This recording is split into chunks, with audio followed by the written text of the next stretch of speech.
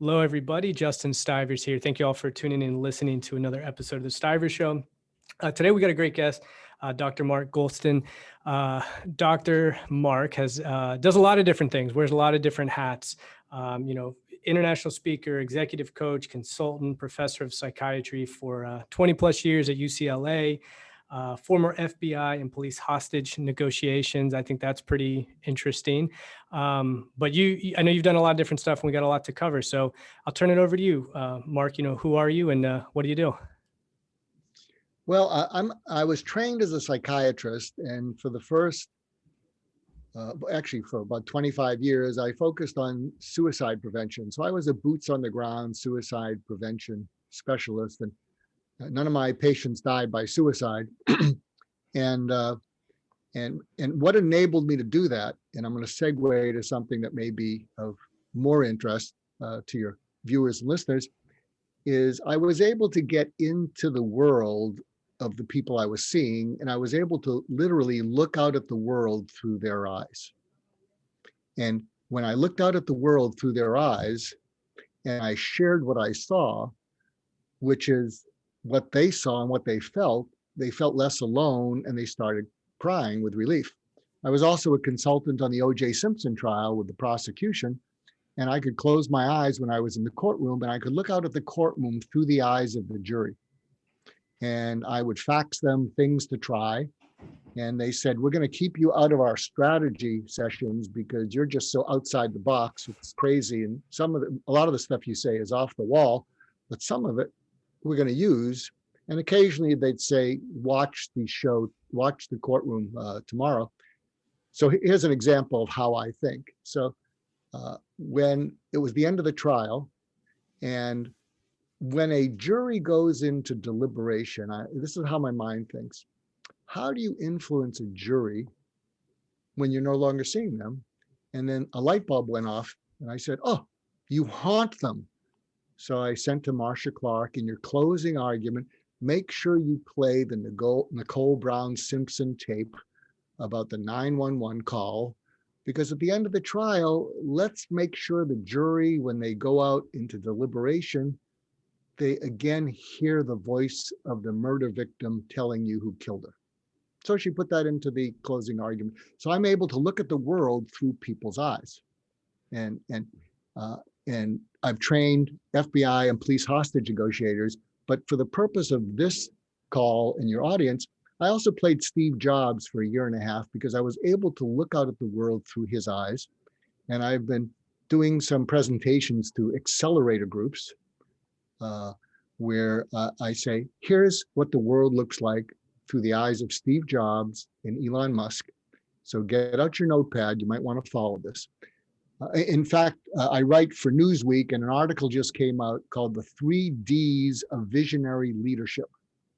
I may have to change it, 3 Ds of Visionary Thinking, because Steve Jobs wasn't really a leader. I mean, he ran all over his people, but he was a visionary. And I don't know what to say about Elon Musk and his people. But here are the 3 Ds. You define reality, you declare your intention to make it happen, and you decide strategy. So Steve Jobs sat back and said, yeah, all of us geeks love technology. We love computers, but way back when he was starting out, computers, technology were for geeks. But he defined reality and said, technology isn't going away. Computers aren't going away. And I think if we can make them small and make them fun, there's going to be one on everybody's desk. And so he defined that reality. Elon Musk did the same thing. We got to do something about all this combustion engines. Batteries aren't bad. Let me see how batteries are doing. Oh, we can put them in cars. Why don't we make electric cars? So you define reality for people, and then you declare your intention, and you declare it because it was the Declaration of Independence. It wasn't the explanation of independence. And when you declare something, people know where you're coming from, what your intentions are, what you're going to do. And then you have to decide strategy. And in this strategy, and the cornerstone of my Steve Jobs presentation where I played him, and if you have a chance, look this up. And It's going to blow your mind as it blowed my mind. Look up Xerox Park, National Geographic, Steve Jobs. Xerox Park, National Geographic, Steve Jobs. And in my presentation as Steve Jobs, I always play that video because what happened is he figured out, how do you create gotta have it? When you think of the people lining up around an Apple store, you don't have to sell them. You just take orders because they gotta have it. And so what goes into gotta have it? So if you see that video, it's going to just jump out at you. And I'll try and replay it for you. So he's there with his arms crossed. He's looking at a technician from Xerox Park, and he's kind of cynical. He's, arrogant Steve Jobs. And the formula is whoa, wow, yes. And so he's like this. He sees the graphical user interface. He sees the icons, and he leans in. You can see it, his eyes open up. And his eyes are saying, whoa, I can't believe what I'm seeing. Then he says to the technician, can I try it? And then he sits down and the music goes up. He touches the mouse and he starts to sweat. And that's the wow. This is unbelievable, amazing, astonishing. So the whoa is, I can't believe what I'm seeing, hearing, or reading. So make sure you change all your marketing. All your marketing has to trigger whoa, wow, yes. The wow is, this is amazing, astonishing, unbelievable. And then, in the video, he looks back at the character playing Steve Wozniak. And in that video, Steve Wozniak says, when Steve looked at me, I said, once they go there, they're not going back. They're not going back to typing once they can use the mouse and the graphical user interface. And that's the And then Walter Isaacson comes in on the video, all within 2 minutes. And he basically said, Xerox Park didn't know what to do with it. But Steve Jobs said, we got to do something with this. And at the end of the video, it says Steve Jobs went back to Apple and they created the Macintosh. And that's yes. So when you look at your marketing material and go to your marketing people, or you look at your webpage, put yourself in the shoes of whoever you're trying to market to. And are they going to go, whoa, I can't believe what I'm looking at. Wow, this is astonishing, amazing, unbelievable. This is too good to ignore. I got to find out more. I can see how I can use this. Yes, sold. So does any of this making sense to you, Justin? I love it. I love the Walter Isaacson's biography on Steve Jobs as well. But so I love the define, declare, decide, and I'm just kind of thinking because I know you work a lot with entrepreneurs and CEOs and leaders of companies, and entrepreneur for the past couple of years has been such a popular thing, right? Like everybody wants to be an entrepreneur, work for yourself, work from anywhere, the 4-hour work week, that type of concept. And I don't know if you can answer this, but I'm curious, do you see, I think a lot of entrepreneurs, aspiring entrepreneurs, they like the idea, they have this, just kind of romanticized fantasy of what being an entrepreneur looks like, but they probably don't give a whole lot of thought to this, define the reality, make it, declare it, decide what you want. I mean, do you see that? Do you see budding entrepreneurs maybe lack one of those more than others? Here's the big problem for entrepreneurs. And all you have to do is drive through your neighborhood, drive past a new restaurant. They put their blood, sweat, tears, and all their money into it. And in your heart of hearts, it's going to go bankrupt within 6 months. So what happens is too many entrepreneurs get excited about something that they just love, and they think everyone's going to love it. And what you really want to do is find out, is there a market for it? You want to test it. There's a saying, find the customer, find the market, and then build it, and be agile enough, because sometimes what you have to do is promise something that you haven't built yet, but have a team that you can come back and say, I just figured out a market. I just figured out an urgent need, And this is the solution they need. Can we make it? But what happens is too often people get excited with what they have, and they get so invested in it, they have something that we call confirmation bias, meaning they only look for things that tell them it's a good idea. So mom's chili is wonderful. And everybody who tastes mom's chili says, oh, you should open a restaurant. Start with a little stand and see if people actually like it. Is that what Steve did? I mean, I know Steve was obviously just very passionate about this, right? But I think he did some testing as well. He knew it was going to work. And so I'm curious, what's that line of, in your opinion, this is really going to work because I'm willing it to work, or I've done enough research to know that there's a market there?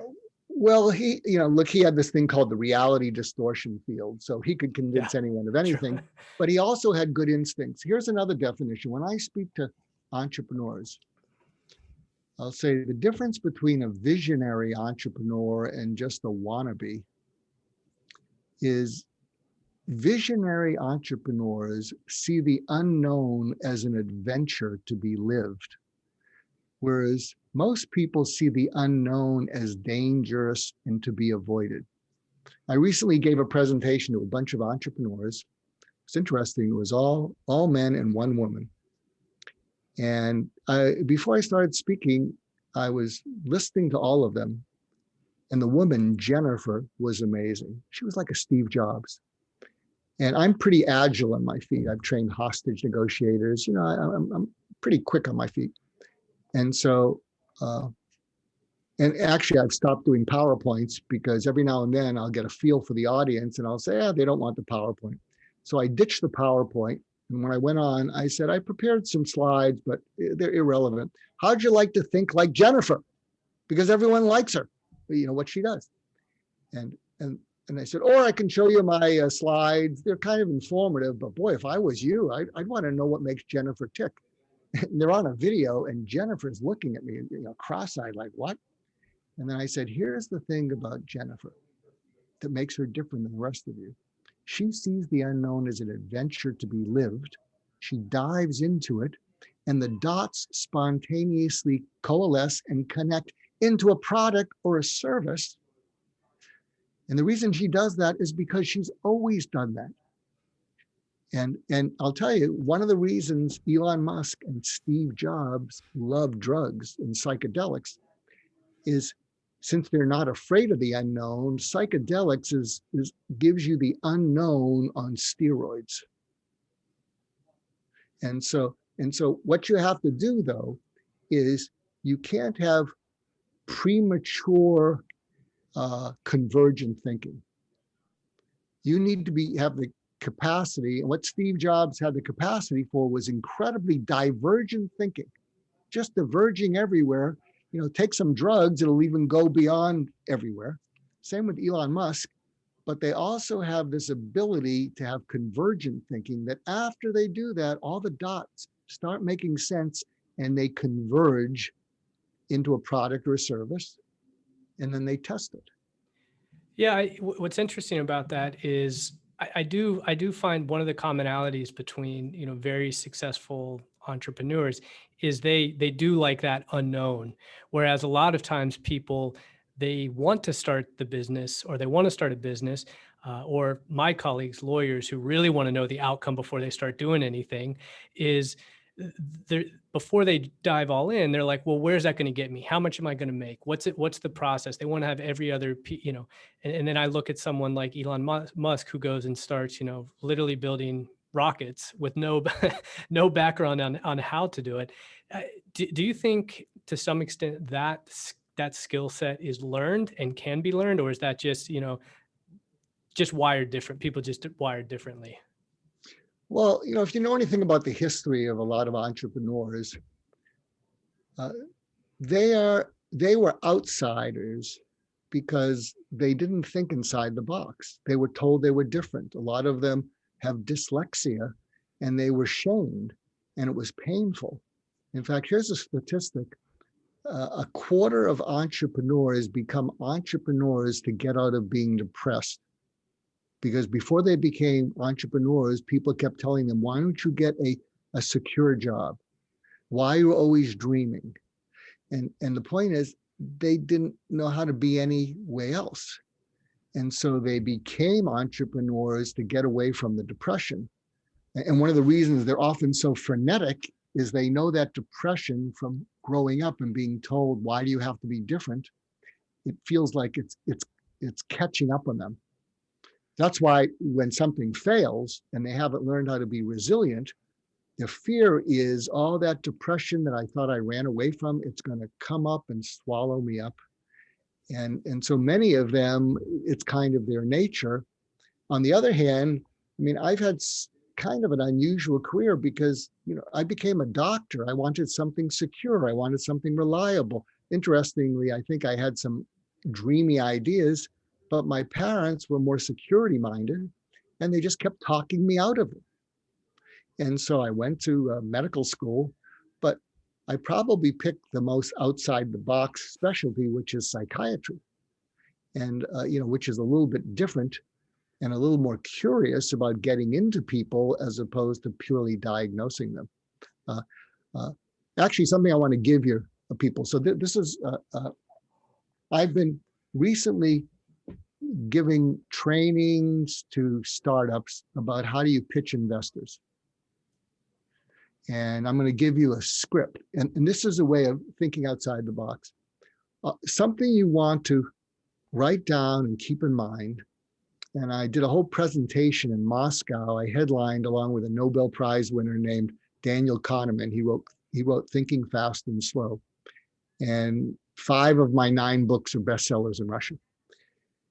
And what I said to the 1,000 Russian managers, some entrepreneurs and leaders is, what you want to be aware of is that everybody you're with and you interact with is not listening to you, they're listening for something. And when you can let go of what you're selling and tune into what they're listening for, they'll lean towards you and they'll want more because they'll sense you get where I'm coming from. So for instance, I'm going to give you, Justin, an experience of that, because you've been asking me listening to questions, and hopefully I've answered some of them enough to your satisfaction. But let me see if I put on my Swami hat what you're listening for and see if this feels any different for you. Are you ready? Let's go. So what I think you're listening for is the trust and confidence of your listeners and viewers means something to you. You don't want to disappoint them. They don't like to waste their time. So what you're listening for is to give them immediately usable tactics, steps, value that they can use today that they never would have thought of. And then they're going to be grateful to you. What you're also listening for, and I hope I'm not the other category, is you get someone on who's written some books, but they're a stiff. I mean, they are just dyed in the wool, boring and irrelevant. And you're listening for those people because you may have to go back to them and say, I'm sorry we couldn't post the interview, because you want to protect your viewers and listeners because they trust you and they believe in you. So is any of that true? Oh, 100%. Absolutely. I've never had to do the second one though. So hey, you may do it with me. Yeah. I think I'm doing great. I think you're doing great. Yeah. I might not make the cutting room floor, but I want to get but if you're a startup, so this is what I've been teaching startups and accelerators. And I did one actually a couple of weeks ago, and I say, have you ever spoken to an investor and they smile and you think they're saying yes, but they're just being polite? And what's happened is because investors often don't have a sense of humor, they don't smile. And so if they're smiling, it's they've checked out, but they don't want to be rude. And they say, And then they end with, well, this is very interesting, or send us some links, or let's check it out. And you basically know they're not coming back. So I asked the people in the Zoom call, ever been there? And the newbies hadn't, because they think the smiling investor is a yes. The rest of them looked up at the ceiling like, oh, I was just there last week. So here's the script. And you can listen to the podcast. You don't have to take notes. So imagine they're smiling and they've checked out, but they don't want to be rude. They don't want to just sort of say, okay, I've heard what you have to say. Can't use it. Goodbye. I'm busy. That's what they're thinking. So this is what you do. You say, I'd like to pause for a minute. And they're going to go, what? And it's like calling on the kid sleeping in the back of the classroom. And they're going to go, what? Yeah, I'd like to pause for a little bit. Well, so you've woken them up and you say, I went to the beginning of our conversation. I went to the beginning of this pitch. And at the beginning of the pitch, before we met, unless you were just being polite, we were even. You're looking to invest, I'm looking to get investments, and we were even. But what happened is you're here and I'm here, and I'm not something you want to invest in because you were looking for and listening for something else. And we didn't cover it. So I know we reserve some time, and you have to say this with confidence, not arrogance. So in the time we have remaining, can you tell me exactly what you were looking for, listening for? Now they're going to pause because you've effectively disarmed them. Remember, I trained FBI and police hostage negotiators. So I trained them. How do you disarm someone? And then if they're puzzled, you say, if you don't know what that is, can I run by you what I've heard from other investors when I've asked them what they were looking for and listening for? By this time, they've gone from checked out to intrigued. In all likelihood, they'll say, yeah, okay. And then you look them flat out straight in the eye. And you say, I don't know if you can relate to this, but if I'm speaking to an investor who works for an investment company and they have a boss and their boss has a boss, a couple of them have said to me, I need a win. And when I've asked them, what does that mean? They said, I've gotten us into some investments that didn't work out. And my boss is he's in an awkward position because he has to explain, or she has to explain to their boss why we invested in this. And my boss still believes in me, but he or she's losing some confidence. So I really need a win. And then what I suggest, and if you do the following, you will build a lifelong relationship with this person.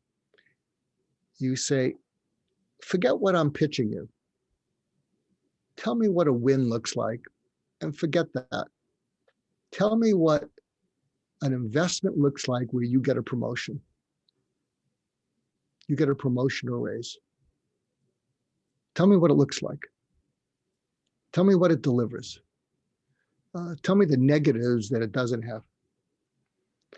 And then I used to do something called the Miracle on 34th Street pitch, where when I would do this with people, I would sometimes say, I wouldn't hire me and I wouldn't buy my service or product. And some of them would say, you drove half the day to meet me and you're telling me not to? I said, yeah, because you've defined what you need for a win that will get you a raise or a promotion. And I'm not it. Here are 3 things that you need, and I can actually introduce you to people. And if you don't know them already, but I think you need to take care of those first before you fiddle around with me. And I remember one of these investors said, or someone who was going to hire me from consulting. And they said, let me get this straight. You just drove 3 hours and you're telling me not to hire you or buy anything you have. I said, right. And I said, that's because I just sold you on a unicorn. They go, what? I said, oh yeah. What I sold you on is when we defined what success is for you and what you need to do to get there. I just sold you on trust because I'm going to think about you and think about people that might help you get that success. And I'll make introductions. And I just sold you on trust. That's a unicorn, and you'll take my call in the future. So I want to give you an example. People say, that sounds pretty woo-woo. You got any case histories? Well, I'm glad you asked. So I'm speaking in Russia, and they have me set up to be interviewed by one of their biggest business publications. And it's like a Forbes or something like that. And so Ilya, the reporter, calls me. Doctor, we're doing an interview on you because you're coming to Moscow. And I said, Ilya, I'll tell you the one thing I want from this article. What's that, doctor? I want you to write an article that gets you a raise or a promotion and wows your editor. What? I want you to write an article that wows your editor, get your promotion. That's the good news. The bad news is I talk in tangents, I start stories, I finish some of them, some I don't. You're going to have your work cut out for you, but that's the assignment. 6 months later, I'm in Moscow, and they say, the article that Ilya wrote? It had the most views in the history of the publication, 470,000 views. Now, I can call Ilya back. But you get kind of what I'm talking to you about? But you can't be so hungry that you need that, because hunger, anxiety, it scares people away. Yeah, I love it. Could not agree more. And that's, I think translatable not just for, and you know this, but not just translatable for investment purposes, but, so whether you're an attorney, a realtor, financial advisor, whoever, find out what it is that, your prospect is really looking for. It might not just be buying a house. That's the end result, but there's something behind it. It might not just be the legal services that you're providing, but find out what it really is, and then try to solve for that problem, not the problem that you think they have. I think is that kind of accurate, kind of what you're saying? I think that's spot on. That's totally it. And the reason people don't do that, and this is why, if you're attorneys, you're going to hate this word. You have to develop a network. And you have a network of people in which you are trying to help each other succeed. Because one of the reasons attorneys or other people don't do that, don't empathize with where a customer or client or prospect's coming from, is they're afraid that it's going to surface something that has nothing to do with what you're selling. If you drill down and you find out what really, really matters to them, and you help clarify what will make them successful, and it's not what you have, you're afraid I'm going to have to leave empty. No, you're going to develop the beginning of a relationship. Yeah, 100%. Well, I know we're coming up on our time, and I want to hit two things real quick before before we part ways. First, I know you've kind of a passion project that you have is working with suicide prevention. So maybe talk a little bit about that. And then I want to make sure we talk a little bit about your new book, Trauma to Triumph. I think it's, from what I was reading, seems very relevant for right now, pandemic, and, CEOs, entrepreneurs, kind of going back to the beginning, what we were talking about in terms of, walking into the unknown and facing that. And that's kind of what all of us, even if you don't define yourself an entrepreneur, that's kind of what we're all in right now. So maybe talk on those 2 points if you can. Okay. So as I said, for 30 years, I was a boots on the ground suicide interventionist, and I'm retired now. But I do presentations to groups of parents. I'm slated to do 7 presentations to EO. That's like the younger version of YPO, and members will bring their spouses. And my friend Jason Reed, he has a documentary called "Tell My Story," which is available if you go to wellbeings.org. Wellbeings.org. tell my story. It's available for 90 days. It is heart-wrenching. He talks about the suicide of his 14-year-old, and this movie is his search to figure out why it happened. And so what Jason and I do is he'll share their story, and then I will share tips and take questions to the parents. Or if they bring their teenagers, we'll do a mini intervention between the parents and their teenagers where they just break through in ways that they've never broken through. And I've been rather busy during the pandemic, so I've co-authored 2 books. December 1st, this book came out, Why Cope When You Can Heal. And it's focused on healthcare workers about how healthcare heroes can heal from PTSD. And I co-authored it with Diana Hendel. She was the CEO of a hospital where on the 100th day as her CEO, a employee of the month came in and killed his 2 supervisors and killed himself. And she led the hospital through that. So Why Cope When You Can Heal is more about how do you heal from the horrors of COVID, the horrors of war, the horrors of trauma from your childhood. And we also talk about how do you heal an organization. But what just came out recently is the sequel. It's called Trauma to Triumph, a roadmap for leading through disruption and thriving on the other side. And a lot of that is Diana's work because she consults to organizations that have been traumatized, because it's not just individuals, it's organizations get traumatized. We've seen this with COVID. People pull together and then factions happen. People are finger pointing and blaming. And that's what happens in organizations when there's trauma. And so Trauma to Triumph is out. And by the way, maybe we might meet the deadline, but if people order it before April 2nd, we have a special 37-page toolkit that they'll also get, which afterwards will not be free. So I hope people will check out Trauma to Triumph and share it with people and order it so you can get the toolkit. Awesome. I think this will be up before then, so people can take advantage of that. And we'll put links and everything in the show notes. Mark, what's the best way for people to get in contact with you if they want to learn more, see more of the stuff that you're doing? Yeah. It's interesting. I had a mentor named Warren Bennis. My last 2 mentors was Larry King, and then before him, Warren Bennis, big leadership guy. And I told Warren when I hit 60, I think I'm too old. And he said, Mark, my best decade was my 70s, because everything that I learned about life started to make sense. All the dots connected. And I didn't try to offend people, but I didn't really care if I upset people. I just wanted to share what I'd learned. So I do a lot of things. So if you go to markgoulston.com, I create a lot of content. I have a podcast called My Wake Up Call, where I interview people like Larry King, Ken Blanchard, Tom Steyer, who ran for president. I'm going to be interviewing Jordan Peterson soon, a whole host of people about what matters most to them in their wake-up calls getting there.